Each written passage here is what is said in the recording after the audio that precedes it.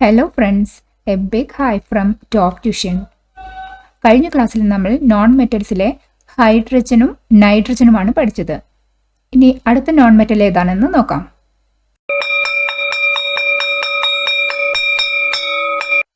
Oxygen. നമുക്ക് പഠിക്കാനുള്ള അടുത്ത non metal oxygen. Atomic number 8, electronic configuration 26. നോക്കാം. ഓക്സിജന്റെ മേജർ ക്യാരക്ടറിസ്റ്റിക്സ് എന്തൊക്കെയാണ്? എർത്ത് ക്രസ്റ്റിലുള്ള, അതായത് ഭൂമിയുടെ ഉള്ളിൽ ഏറ്റവും കൂടുതലായി കാണുന്ന എലമെന്റ് ഓക്സിജനാണ്. നമുക്കറിയാം നൈട്രജൻ അത് എർത്തിന്റെ അറ്റ്മോസ്ഫിയറിൽ, അന്തരീക്ഷത്തിലാണ് നൈട്രജൻ ഏറ്റവും കൂടുതലുള്ളത്. എർത്തിന്റെ ക്രസ്റ്റിൽ ഉള്ളിൽ ഏറ്റവും കൂടുതലുള്ളത് ഓക്സിജനാണ്. അത് രണ്ടും ശരിക്കും മനസ്സിലാക്കുക. ബ്രെത്ത് ഓഫ് ലൈഫ് എന്നാണ് ഓക്സിജൻ അറിയപ്പെടുന്നത്. ബിക്കോസ് നമുക്ക് ശ്വസിക്കുന്നതിന് ഓക്സിജൻ അത്യാവശ്യമാണ്. കളർ ഒന്നുമില്ല, മണമൊന്നുമില്ല. ഓക്സിജന് കത്താൻ സഹായിക്കുന്നത് എലമെന്റ് ഓക്സിജനാണ്. കുറച്ച് വെള്ളത്തിൽ ലയിക്കാൻ സാധിക്കുള്ളൂ. സോലിബിലിറ്റി വളരെ കുറവാണ്. പ്ലാന്റ്സ് ഫോട്ടോസിന്തസിസ് ടൈമിൽ ഓക്സിജൻ റിലീസ് ചെയ്യുകയാണ് ചെയ്യുന്നത്. ഇതൊക്കെയാണ് ഓക്സിജന്റെ മേജർ ക്യാരക്ടറിസ്റ്റിക്സ്. ഓക്സിജൻ എങ്ങനെയാണ് ലബോറട്ടറിയിൽ പ്രിപ്പയർ ചെയ്യുന്നത്? ഇത് ഒരു ഇമ്പോർട്ടൻറ്റ് ക്വസ്റ്റ്യൻ ആണ്. ഇത് ഡയറക്റ്റ് ക്വസ്റ്റ്യൻ ആയിട്ടും കുറേ പാർട്ട് ഓഫ് വൺ വേർഡ്സ് ആയിട്ടൊക്കെ ഈ റിലേറ്റഡ് ക്വസ്റ്റ്യൻസ് പ്രതീക്ഷിക്കാം. ഓക്സിജൻ നമുക്ക് വാട്ടറിൻ്റെ ഇലക്ട്രോളിസിസ് വഴി ഓക്സിജൻ ഉണ്ടാക്കാം. അതൊരു മെത്തേഡാണ്. H2O സ്പ്ലിറ്റ് ചെയ്ത 2H2+O2 ആയിട്ട് ഇലക്ട്രോളിസിസ് വഴി നമുക്ക് ഓക്സിജൻ ഉണ്ടാക്കാൻ പറ്റും. പക്ഷേ ലബോറട്ടറിയിൽ ഓക്സിജൻ ഉണ്ടാക്കുന്ന മേജർ മെത്തേഡ് എന്ന് വെച്ചാൽ decomposition of potassium permanganate. Potassium permanganate ചൂടാക്കി അതിനെ ഡീകമ്പോസ് ചെയ്തിട്ട് അങ്ങനെയാണ് ലബോറട്ടറികളിൽ ഓക്സിജൻ ഉണ്ടാക്കുന്നത്. Equation 2KMnO4 gives K2MnO4 plus MnO2 plus O2. ചൂടാക്കുമ്പോൾ പൊട്ടാഷ്യം പെർമാംഗനേറ്റ് ഡീകമ്പോസ് ചെയ്തിട്ട് ഈ 3 പ്രോഡക്റ്റ് ആയിട്ട് മാറുകയാണ് ചെയ്യുന്നത്. ഹീറ്റ് ചെയ്യുമ്പോൾ potassium permanganate KMnO4, potassium permanganate decompose ചെയ്തിട്ട് ഉണ്ടാകുന്നത് പൊട്ടാഷ്യം മാംഗനേറ്റ്. ഇത് potassium manganate, manganese dioxide and oxygen. അങ്ങനെയാണ് ഓക്സിജൻ കിട്ടുന്നത്. ഈ oxygen supports combustion. So burning match stick ഇവിടെ കാണിച്ചിട്ടുണ്ടെങ്കിൽ ഈ ഓക്സിജൻ പ്രൊഡ്യൂസ് ചെയ്ത കാരണം കൂടുതൽ ബ്രൈറ്ററായിട്ട് കത്തും. അങ്ങനെ ഓക്സിജൻ ആണെന്ന് നമ്മൾ കൺഫേം ചെയ്തു. ഓക്സിജന്റെ ഇമ്പോർട്ടൻറ്റ് കെമിക്കൽ പ്രോപ്പർട്ടീസ് എന്തൊക്കെയാണ്?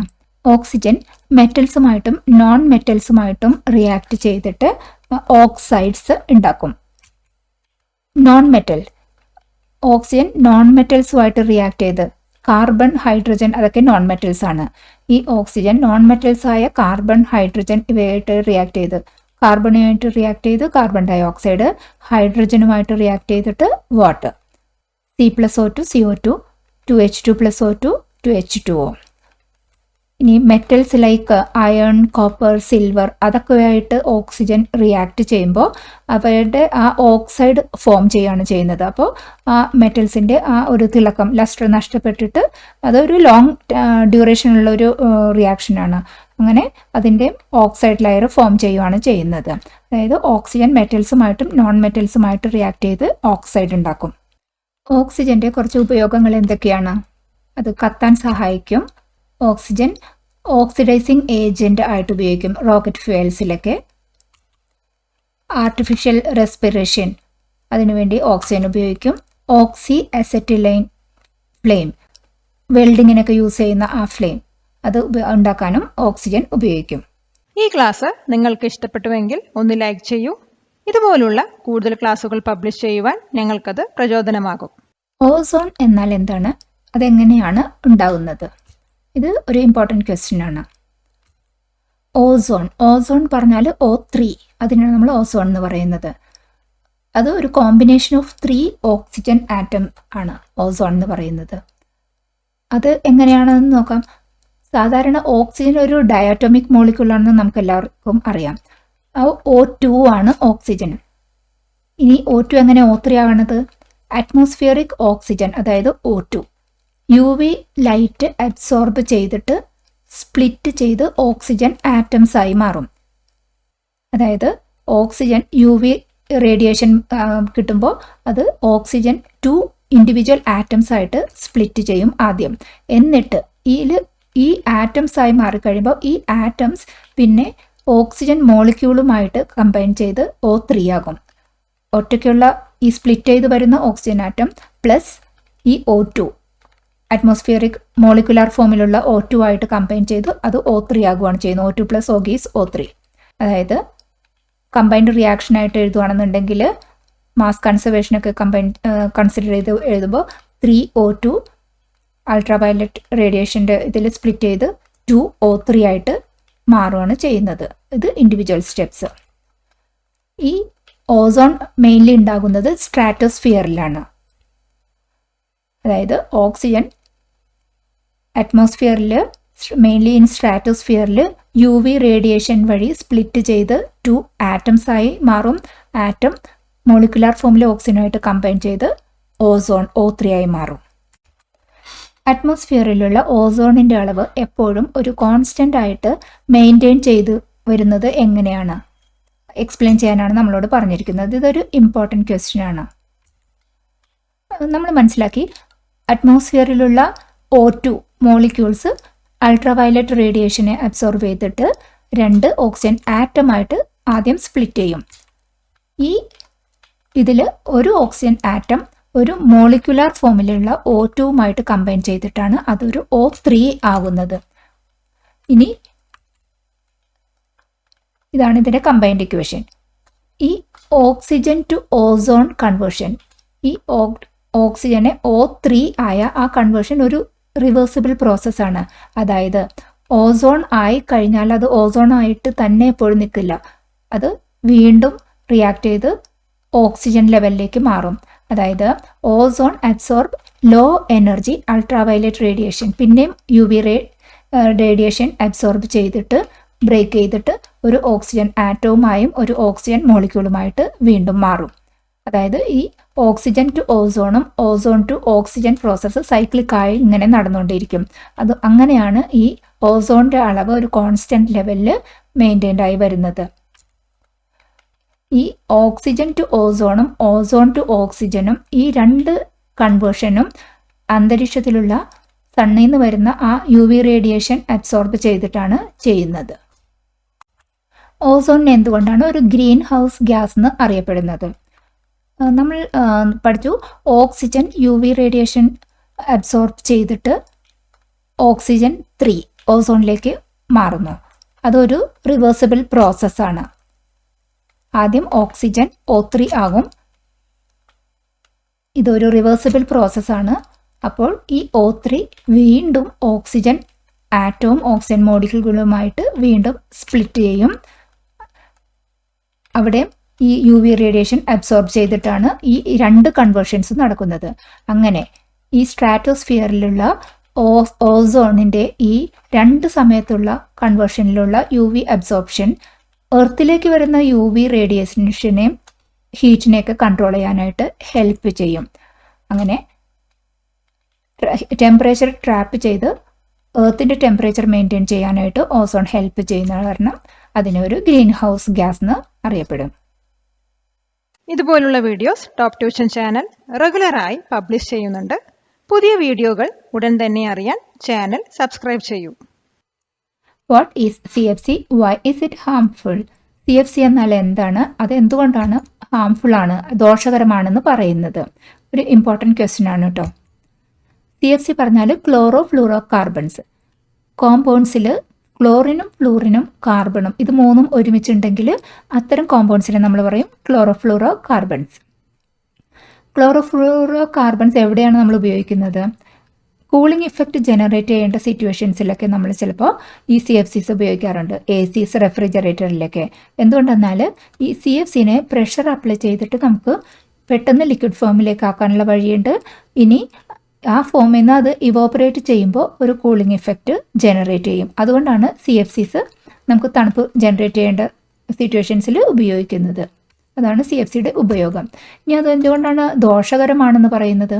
കാരണം ഈ CFC ഓസോൺ ലെയർ ഡിപ്ലീഷന് കാരണമാകുന്നു. എങ്ങനെ ഈ CFCയിൽ ഒരു ക്ലോറിൻ ഒരു എലമെൻ്റ് ഉണ്ടല്ലോ, ഈ CFC എന്ന് വരുന്ന ക്ലോറിൻ സ്ട്രാറ്റോസ്ഫിയറിലേക്ക് എത്തി ഈ ക്ലോറിൻ ഡയറക്റ്റ്ലി ഓസോണിനെ ഡീകമ്പോസ് ചെയ്യാൻ ട്രൈ ചെയ്യും. അതായത് സ്ട്രാറ്റോസ്ഫിയറിലുള്ള ഓസോൺ UV റേഡിയേഷൻ അബ്സോർബ് ചെയ്തിട്ടായിരുന്നു വീണ്ടും O2 ആൻഡ് ഓക്സിജൻ ആറ്റമായിട്ട് മാറിക്കൊണ്ടിരുന്നത്. ആ ഒരു നാച്ചുറൽ സൈക്കിളിനെ ഡിസ്റ്റർബ് ചെയ്ത് ഈ ക്ലോറിൻ പോയിട്ട് ഡയറക്റ്റായിട്ട് ഓസോണിനെ കൺവേർട്ട് ചെയ്യും. അപ്പോൾ ഓസോണിന് അത്രമാത്രം UV റേഡിയേഷൻ അബ്സോർബ് ചെയ്യേണ്ട കാര്യമില്ലല്ലോ, ബിക്കോസ് ക്ലോറിൻ അതിൻ്റെ കൺവേർഷനെ ഹെൽപ്പ് ചെയ്തു. അങ്ങനെ ആകുമ്പോഴേക്കും ozone's ability to absorb harmful UV radiation അത് കുറയുകയാണ് ചെയ്യുന്നത്. ഓസോണിന് കുറച്ച് UV റേഡിയേഷൻ മാത്രം എടുത്താൽ മതി, ബിക്കോസ് ക്ലോറിൻ കുറച്ച് ഡികമ്പോസ് ചെയ്യാനായിട്ട് ഹെൽപ്പ് ചെയ്തിട്ടുണ്ട്. അതുകൊണ്ട് ഈ CFCs UV റേഡിയേഷൻ റേറ്റ് ഓസോണിൻ്റെ കുറയ്ക്കുന്നത് വഴി നമുക്ക് ഹാംഫുള്ളായി മാറും. CFCയുടെ ഓൾട്ടർനേറ്റീവ് സൊല്യൂഷൻസ് എന്തൊക്കെയാണ്? CFC നമുക്ക് ഹാംഫുൾ ആണെന്ന് മനസ്സിലായി. അതിന് പകരമായിട്ട് എന്തൊക്കെ ഉപയോഗിക്കാൻ പറ്റുന്നതാണ് നമ്മളോട് ചോദിച്ചിരിക്കുന്നത്. CFCs ഹാംഫുൾ ആണ്, ഓസോൺ ലെയർ ഡിപ്ലീഷന് വേണ്ടിയിട്ട് കാരണമാകുന്നു. അത് അവോയ്ഡ് ചെയ്യാൻ വേണ്ടിയിട്ട് നമുക്ക് എന്താണ്, CFCയിലുള്ള ക്ലോറിൻ ആണ് ഇതിനകത്തെ മെയിൻ പ്രശ്നക്കാരൻ ക്ലോറിൻ ആണ്. അപ്പോൾ ഈ CFCയിൽ ഈ ക്ലോറിനെ മാറ്റിയിട്ട് ക്ലോറിൻ ഇല്ലാതെ ഉള്ള കോമ്പൗണ്ട് ഉപയോഗിക്കാൻ വഴിയുണ്ടോ എന്നാണ് അടുത്തത് നോക്കിയത്. Alternate solution of this CFC അത് ഏതൊക്കെയാണ്? ഈ CFCയിൽ ഈ ക്ലോറിനെ മാറ്റിയിട്ട് ഹൈഡ്രജൻ ആക്കുമ്പോൾ ഹൈഡ്രോഫ്ലൂറോ കാർബൺസ്, ക്ലോറിൻ ഇല്ലല്ലോ, ഇത് CFC മാതിരി ഉപയോഗിക്കാൻ ഹെൽപ്പ് ചെയ്യും. അപ്പോൾ ഡിപ്ലീഷൻ്റെ പ്രശ്നവുമില്ല, ഓസോൺ ഡിപ്ലീഷൻ്റെ പ്രശ്നവുമില്ല. ദെൻ അടുത്ത സൊല്യൂഷൻസ് ഒക്കെയാണ് liquefied hydro carbons, liquid ammonia, solid carbon dioxide. ഇതൊക്കെ CFCക്ക് പകരമായി ഉപയോഗിക്കാവുന്ന സൊല്യൂഷൻസ് ആണ്. ക്ലോറിൻ നമ്മൾ പഠിക്കാൻ പോകുന്ന നെക്സ്റ്റ് നോൺ മെറ്റലാണ് chlorine. Atomic number 17, electronic configuration 287. നമുക്കൊരു ടേബിൾ തന്നിട്ടുണ്ട്, ക്ലോറിനെ എഗെയിൻസ്റ്റ് ആയിട്ട് ഫില്ല് ചെയ്യണം. ക്ലോറിൻ്റെ ആറ്റമിക് നമ്പർ 17 ആണ്, ഇലക്ട്രോണിക് കോൺഫിഗറേഷൻ 287. ക്ലോറിൻ്റെ മാസ് നമ്പർ അപ്രോക്സിമേറ്റ്ലി അത് 35 ആണ് മാസ് നമ്പർ, ആറ്റമിക് നമ്പറും അപ്രോക്സിമേറ്റ്ലി 35 ആണ്. എത്ര ഇലക്ട്രോൺസ് ഉണ്ട്? 17 ഇലക്ട്രോൺസ്, 18 ന്യൂട്രോൺസ്, വാലൻസി 1 ആണ്. നമുക്കറിയാം 287 ആണല്ലോ ഇലക്ട്രോണിക് കോൺഫിഗറേഷൻ. ഔട്ടർ മോസ്റ്റിൽ 7 ഇലക്ട്രോൺ ഉണ്ട്, ഒരു ഇലക്ട്രോൺ കൂടി വന്നാൽ ഒക്ടേറ്റ് കംപ്ലീറ്റ് ചെയ്യാം. അപ്പോൾ വാലൻസി 1 ആണ് ക്ലോറിൻ്റെ. നെയിം ഓഫ് എലമെൻറ്റ് ഫാമിലി, ക്ലോറിനുള്ള ഈ എലമെൻറ്റ് ഫാമിലി എന്ന് പറയുന്നത് ഹാലോജൻ ഫാമിലി. ഗ്രൂപ്പ് നമ്പർ 17 ആണത്, ഹാലോജൻ ഫാമിലി എന്നാണത് അറിയപ്പെടുന്നത്. ക്വസ്റ്റ്യൻ: ലബോറട്ടറിയിൽ എങ്ങനെയാണ് ക്ലോറിൻ പ്രിപ്പയർ ചെയ്യുന്നത്? ഇമ്പോർട്ടൻ്റ് ആണ് ഈ ക്വസ്റ്റ്യൻ. ലബോറട്ടറിയിൽ ക്ലോറിൻ പ്രിപ്പയർ ചെയ്യാൻ വേണ്ടി നമ്മൾ ഉപയോഗിക്കുന്ന റിയാക്റ്റൻസ് ആണ് potassium permanganate and concentrated hydrochloric acid. Potassium പെർമാംഗനേറ്റും കോൺസെൻട്രേറ്റഡ് ഹൈഡ്രോക്ലോറിക് ആസിഡും കൂടി റിയാക്ട് ചെയ്തിട്ട് നമുക്ക് ക്ലോറിൻ ജനറേറ്റ് ചെയ്യുകയാണ് ചെയ്യുന്നത്. ഇതാണ് അതിനുള്ള environment. Equation 2KMnO4 + 4HCl gives നമുക്ക് 4 പ്രോഡക്റ്റാണ് കിട്ടുന്നത്. എന്തൊക്കെയാണ് ഈ പ്രോഡക്ട്സ്? ആദ്യത്തേത് KCl, പൊട്ടാഷ്യം ക്ലോറൈഡ്. രണ്ടാമത്തെ MnCl2, that is manganese 2 chloride. പിന്നെ വെള്ളം, വാട്ടർ ആൻഡ് ക്ലോറിൻ. നമുക്ക് ക്ലോറിൻ കിട്ടി. ഇനി ഇവിടെ ഈ എൻവയൺമെൻറ്റിൽ നോക്കിയാൽ അറിയാം, ആദ്യം ജനറേറ്റഡ് ഗ്യാസ് വെള്ളത്തിൽ കൂടെ പാസ് ചെയ്തു, പിന്നെ സൾഫ്യൂറിക് ആസിഡിലൂടെ പാസ് ചെയ്തു. അത് എന്തിനാണെന്നാണ് നമ്മൾ ഇനി അടുത്ത് പറയുന്നത്. ക്ലോറിൻ ഇവിടെ ജനറേറ്റ് ചെയ്ത് കഴിയുമ്പോൾ ഒരു കുറച്ച് എമൗണ്ടിൽ ക്ലോറൈഡ് വേപ്പർ കൂടി ഉണ്ടാകും. അതിനെ അബ്സോർബ് ചെയ്യാനാണ് ആദ്യം വെള്ളത്തിൽ കൂടെ പാസ് ചെയ്യുന്നത്. ഈ സൾഫ്യൂറിക് ആസിഡിലൂടെ പാസ് ചെയ്യുന്നത് എന്തിനാണെന്ന് വെച്ചാൽ ഒരു എക്സ്ട്രാ വാട്ടർ വേപ്പർ ഉണ്ടാകുന്നതിനെ അബ്സോർബ് ചെയ്യാനായിട്ടാണ് സൾഫ്യൂറിക് ആസിഡിലൂടെ പാസ് ചെയ്യുന്നത്. അങ്ങനെ ഇത് 2 പ്രോസസ്സും കഴിഞ്ഞാൽ ഇവിടെ എത്തുമ്പോഴേക്കും പ്യുവർ ആയിട്ടുള്ള നമുക്ക് ക്ലോറിൻ കളക്ട് ചെയ്യാൻ പറ്റും. ഇങ്ങനെയാണ് ലബോറട്ടറികളിൽ ക്ലോറിൻ പ്രിപ്പയർ ചെയ്യുന്നത്. ക്ലോറിൻ്റെ മേജർ പ്രോപ്പർട്ടീസ് എന്തൊക്കെയാണെന്നാണ് ഈ ക്വസ്റ്റ്യൻ ചോദിച്ചിരിക്കുന്നത്. ഗ്രീനിഷ് യെല്ലോയിലാണ് കളറുള്ളത്. പഞ്ചൻറ്റ് സ്മെല്ലിംഗ് ഉണ്ട്. നമ്മൾ ടാപ്പ് വാട്ടറൊക്കെ നോക്കിക്കഴിഞ്ഞാൽ ചിലപ്പോൾ ക്ലോറിൻ്റെ സ്മെല്ല് നമ്മൾ അനുഭവിച്ചിട്ടുണ്ടാകും. ദെൻ വെള്ളത്തിന് ഡെൻസർ ദാൻ എയർ, എയറിനേക്കാളും കുറച്ചും കൂടി ഡെൻസിറ്റി കൂടുതലാണ് ക്ലോറിനുള്ളത്. കുറച്ച് എമൗണ്ടിൽ വെള്ളത്തിൽ സോലുബിൾ ആയിരിക്കും ക്ലോറിൻ. നല്ല റിയാക്റ്റീവ് പവർ ഉള്ളതാണ് ക്ലോറിൻ എലമെൻറ്റ്. വെള്ളം പ്യൂരിഫിക്കേഷന് വേണ്ടി ഉപയോഗിക്കുന്ന ബ്ലീച്ചിങ് പൗഡർ എങ്ങനെയാണ് പ്രിപ്പയർ ചെയ്യുന്നത്? അതാണ് നമ്മളോട് ചോദിച്ചിരിക്കുന്ന ക്വസ്റ്റ്യൻ. ബ്ലീച്ചിങ് പൗഡർ അത് CaOCl ട്വൈസ്. ഈ ബ്ലീച്ചിങ് പൗഡർ ഉണ്ടാക്കുന്നത് dry chlorine gas dry slaked ലൈമിലൂടെ പാസ് ചെയ്തിട്ടാണ്. അതായത് CaOH twice slaked lime dry chlorine gas ഇത് തമ്മിൽ റിയാക്ട് ചെയ്തിട്ട് CaOCl ട്വൈസ് CaCl2+H2O ഇതാണ് നമ്മുടെ ബ്ലീച്ചിങ് പൗഡർ. വിദ്യാധനം സർവധനാൽ പ്രധാനം, കൊടുക്കുന്തോറും ഏറിടും വിദ്യ തന്നെ മഹാധനം. വീഡിയോ നിങ്ങൾക്ക് ഉപകാരപ്പെട്ടുവെങ്കിൽ തീർച്ചയായും കൂട്ടുകാർക്കും ഷെയർ ചെയ്തു കൊടുക്കൂ. ക്ലോറിൻ്റെ ഉപയോഗങ്ങൾ എന്തൊക്കെയാണ്? ക്ലോറിൻ മെയിൻലി ബ്ലീച്ചിങ്ങിന് നമ്മൾ ക്ലോറിൻ ഉപയോഗിക്കുന്നുണ്ട്. ആൻറ്റിസെപ്റ്റിക്സ്, ലോഷൻസ്, അത് ഓയിൻമെൻറ്റ്, അങ്ങനെ ആൻറ്റിസെപ്റ്റിക്കുകൾക്ക് ഉപയോഗിക്കും. പെസ്റ്റിസൈഡ്, പെസ്റ്റിനെയൊക്കെ കൺട്രോൾ ചെയ്യുന്നതിനുള്ള കോമ്പൗണ്ട്സ് ഉണ്ടാക്കുന്നതിനും ക്ലോറിൻ ഉപയോഗിക്കുന്നുണ്ട്. ഡിസിൻഫെക്റ്റൻറ്റ്, അതിലെല്ലാം ക്ലോറിൻ ഒരു കോമ്പണൻ്റ് ആണ്. ഇതൊക്കെ ക്ലോറിൻ്റെ ഉപയോഗങ്ങളാണ്. Answer the given questions. നമുക്ക് കുറച്ച് എലമെൻസും കോമ്പൗണ്ട്സൊക്കെ ഒരു ലിസ്റ്റ് തന്നിട്ടുണ്ട്. ചോദിച്ചിരിക്കുന്ന question, which gas is obtained when potassium permanganate is heated? Oxygen ആണ് കിട്ടുന്നത്. അതായത് പൊട്ടാഷ്യം പെർമാംഗനേറ്റ് ഹീറ്റ് ചെയ്തിട്ടാണല്ലോ നമുക്ക് ഓക്സിജൻ ലബോറട്ടറികളിൽ ഉണ്ടാക്കിയത്. Then product formed when nitrogen combines with oxygen at high temperature. Answer, nitric oxide NO. Which reactant is used along with hydrogen for the manufacture of ammonia? Answer, nitrogen. നൈട്രജനും ഹൈഡ്രജനും combine ചെയ്തിട്ടാണ് ammonia ഉണ്ടാക്കിയിരിക്കുന്നത്. നമ്മൾ ഇപ്പോൾ പഠിച്ച സെക്ഷനിൽ നിന്നുള്ള 1 word type questions ആണ് ഇനി കവർ ചെയ്യുന്നത്. Question, Dash is the most abundant element in Earth's crust. Answer, oxygen.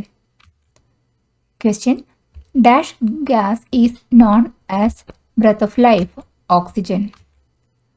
Question, oxygen is manufactured by the electrolysis of Dash. Answer, water. Question, oxygen was discovered by Dash. Answer, Joseph Priestley.